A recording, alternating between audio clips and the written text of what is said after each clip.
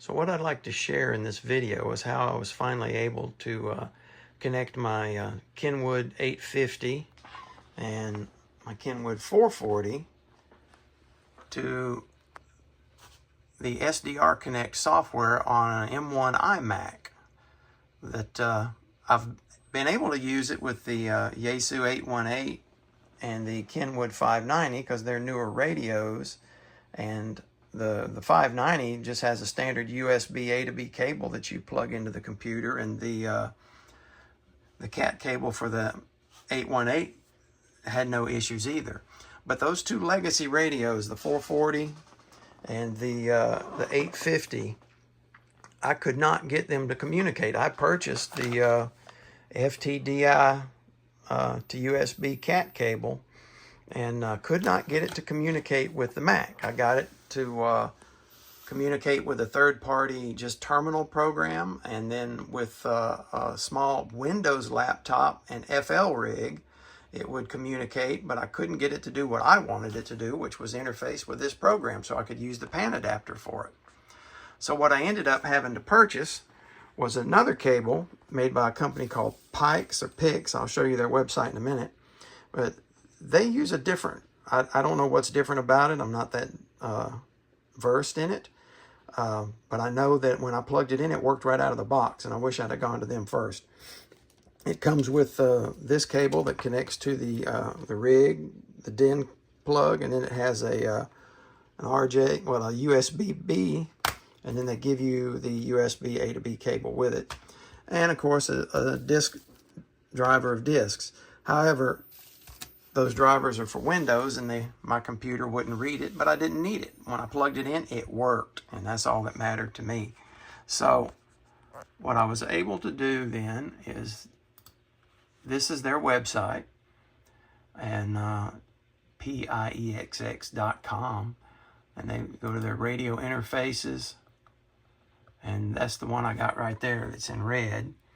It's not cheap, but I wasted money on other cables, so I should have went to them first. Anyway, that's the cable I used, and then the USB hub I've got connected down there that seems to work with all of them. I don't have to disconnect anything. Is this one right here that I purchased off Amazon. Let's see if you can see the brand or whatever. Right there. That's the one. It's probably Chinese, who knows. But it works, and I don't have to add any power to it. So to show you how it's going down here, so I've got the SDR Connect running right now at 20 meters through its own little radio over there, and I want to connect the 850 to it so that I can, click around in the waterfall and retune the radio. So anyway, SDR Connect comes with two pieces of software. They're in the single download, but you've got the program itself, and then you've got a rig control component. And so I launch SDR Connect, turn on the SDR receiver, and this is what you see. And then you launch the rig control, and it brings up its own window over here. And this is where you select what radio you want to connect to the program itself. A little technical glitch there. Right now, you see the Kenwood is selected, the 850 is selected, and then this is where you select the address. Now there's multiple addresses, and what I did is, I'll show you how I did that in a minute, is I went through the system of the Mac and looked at what devices were connected one at a time, and I was able to write down which one of those USB plugs, and you see I've labeled them now, goes to which radio. And all you really need to pay attention to is this right here, the last part of it. And then also for the 850 and the 440, you're going to have to look at that CU, because you see these say TTY. The TTY doesn't work with the 440 and the 850. It's an older protocol from what I understand. So when you're looking in the list, we'll go back down here, the 850, it ends in BI. So you come over here to the list and you find the one that's CU and it ends in BI, and that's the one you select. And you got to get your baud rate right.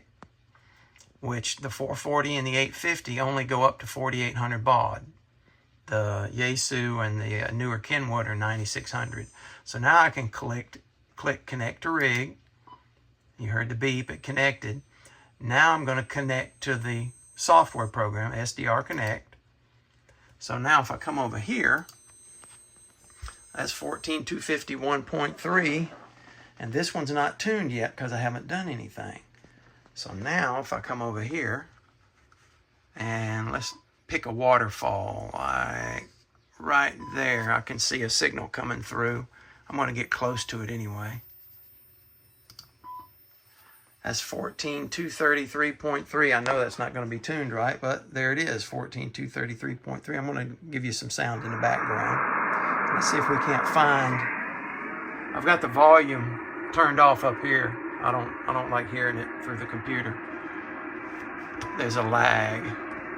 So let me find one. Oh, here's somebody coming through.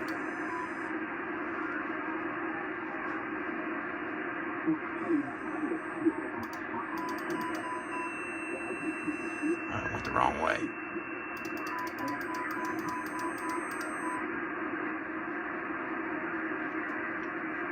Well, can't get that one. Let me see here.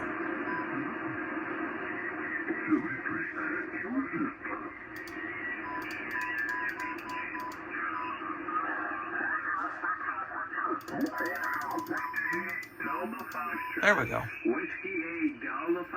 I don't know if you could hear me clicking my mouse, but that's how I was tuning it. 14.286.0. 14.286.0 And if I wanted to change, let me turn that volume down now.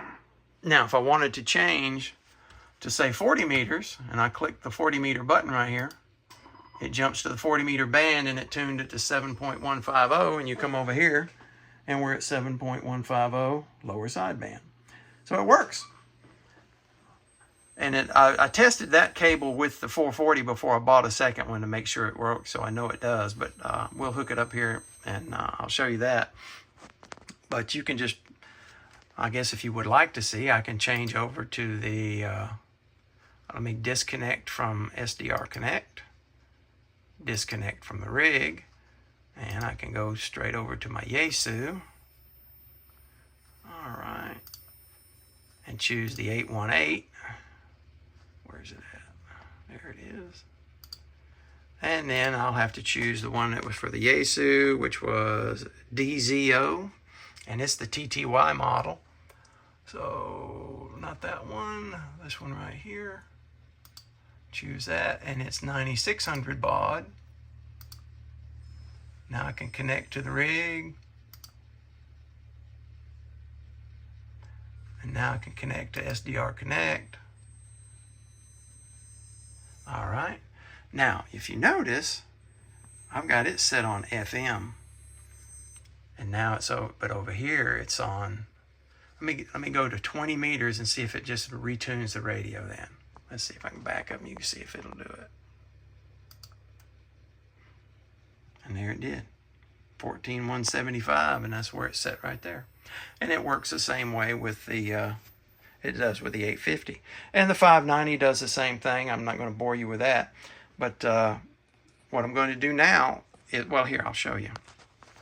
If you come up here on a Mac, and you click your little apple up here, and then you go to About This Mac, get off of there. Come on. About This Mac. You get this window, you go More Info. You come down to the bottom of this screen, you want a system report. And there's all the little things on there. And you're going to choose USB. And when you do that, oh, I don't have any fancy camera here, guys, I'm sorry. You can see all your USB ports. And so you see this, there's a FT-232 USB. If I click on that, down here, it shows me the serial number. And so what I did is I unplugged everything and then went and plugged each one in, knowing which radio it came from, and I would come back to here and write down which serial number went with which device.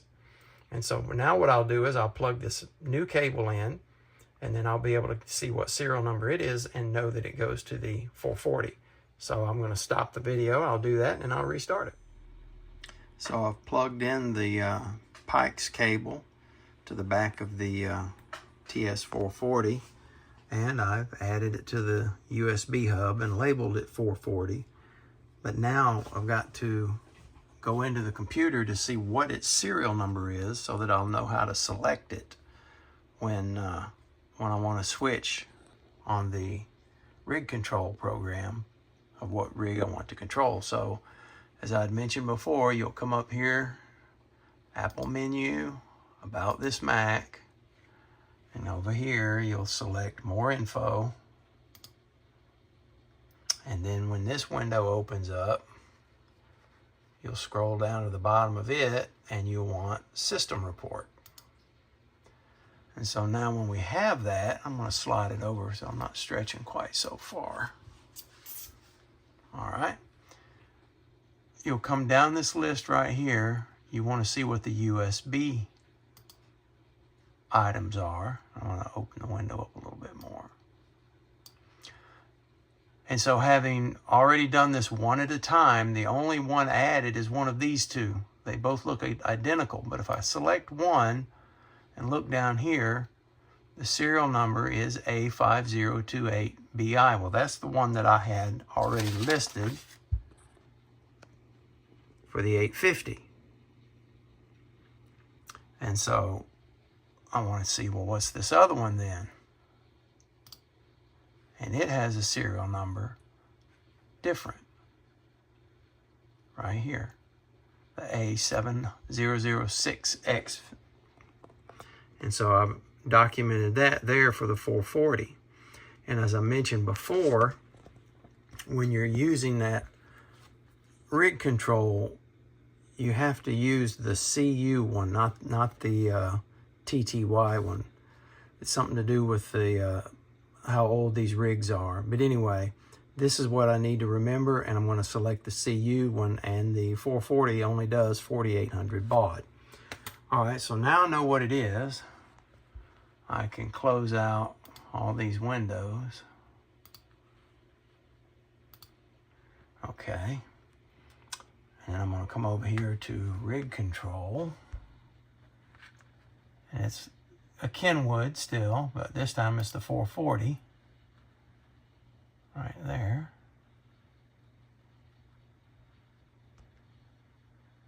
Come on, right up here. So now it's the 440, but now I've got to choose the correct port. I'm looking for the CU right here, and then that new serial number right there. It's still at 4800 baud, since the last one I was on was the 850. Now I can tell it to connect to the rig. I don't know if you heard that beep, but it connected to the rig, and now I'm going to tell the RigControl to connect to the waterfall program, the SDR Connect. So now, if everything worked right, I should be able to change that frequency by changing up here. Now, it's not going to do it immediately when you first activate it, you see, because up here it says 14248, and down there it's 14331. Well, I haven't sent any signals back and forth yet. So let's find somebody talking, and I'll turn the volume up. Turn the volume up down here so that you can hear it when it changes on the screen. So somebody is talking right here. Now let me fine tune it. Unless I'm going the wrong way.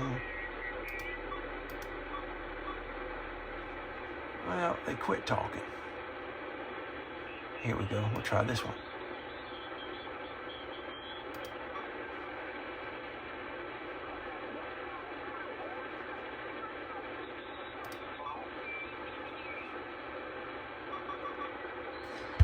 My mouse gets really sensitive sometimes, and when I click on an area and I start moving the mouse, it'll start jumping even more frequencies. Oh, here we go.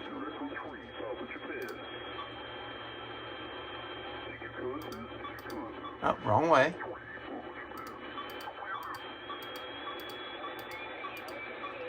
So 14,251. There it is. Sounds a little off on that too. Wait till he talks again. Wrong way. Let's see if he's doing half.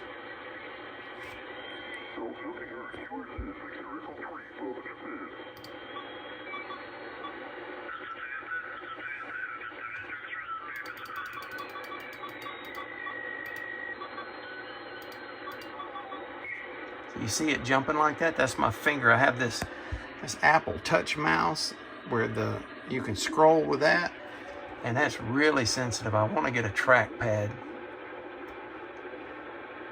but I won't bore you too much with this. You see it's actually working. If I go over here and click 40 meters, see right now, let me back up and see if you can see all this at once. There.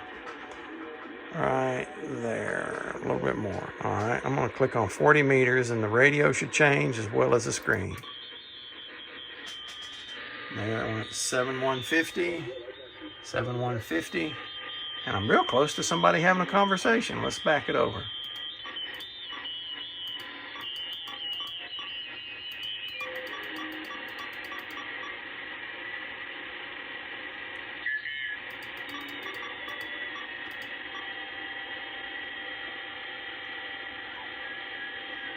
Man, it's the wrong time of the day for this one too. But for what I wanted to achieve, controlling the rig with the waterfall on SDR Connect, using the iMac computer. Tell you what, I'm going to spin the dial here to try and tune that in.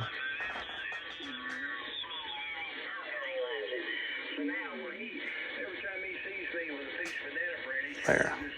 7147. 7147. All right, I hope this helps some of y'all with that. It can be done, but I had to get that one particular cat cable. I'll turn that down now so we see that it works. Hope this helps somebody.